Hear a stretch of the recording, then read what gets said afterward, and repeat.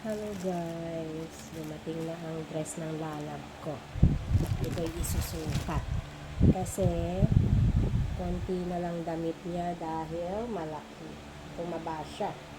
So, kailangan niya ng new dress. Actually, dalawa to eh. Pink ang isa. Green ang nauna. So, ayan guys. Wow, cute. Ayan na guys. Ayan guys. So, ganda ng dress ni Alita. Oh. Talikod baby, talikod. Wow. Ang ganda. May dress na naman. May dress na naman. May dress na naman ang baby girl.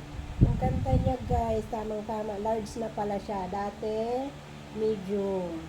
But nag-start siya talaga sa small. Ngayon, large na. Ang lalaki na ng lalab ni mama. Ayan.